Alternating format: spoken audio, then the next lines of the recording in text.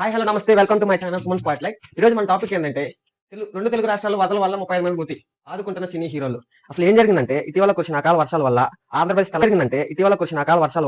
ఆంధ్రప్రదేశ్ తెలంగాణ విజయవాడ ఖమ్మం జిల్లాల్లో భారీ వర్షపాతం నమోదైంది. సుమారు 37 సెంటీమీటర్లు కురిసింది. దీనివల్ల 2 రోజుల నుంచి తిండి, నీరు, నిద్ర, కరెంట్ లేకుండా జనాలు చాలా ఇబ్బంది పడుతున్నారు. దానివల్ల కేంద్రం కూడా ఎన్డీఆర్ఎఫ్ 26 టీమ్స్ పంపించింది. 24/7 వర్క్ చేస్తూ సుమారు 5,000 మందిని వీళ్ళని రెస్క్యూ చేసి కాపాడారు. వీళ్ళు 5 లక్షల మందిని ఒక ప్లేస్ నుంచి ఇంకో ప్లేస్ కి వాళ్ళని షెల్టర్ ఇచ్చేదానికి మార్చారు.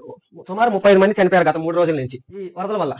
ఇద్దరు సీఎంలు కేంద్రానికి ఇది నేషనల్ కెలామిటీగా ప్రకటించమని సుమారు 5 కోట్ల రూపాయలు ప్రతి ఒక్క జిల్లాకి, ఏ జిల్లా అయితే ఎఫెక్ట్ అయిందో ఆ జిల్లాకి ప్రతి ఒక్క జిల్లాకి 5 కోట్ల రూపాయలు ప్రకటించారు తెలంగాణ సీఎం రేవంత్ రెడ్డి గారు.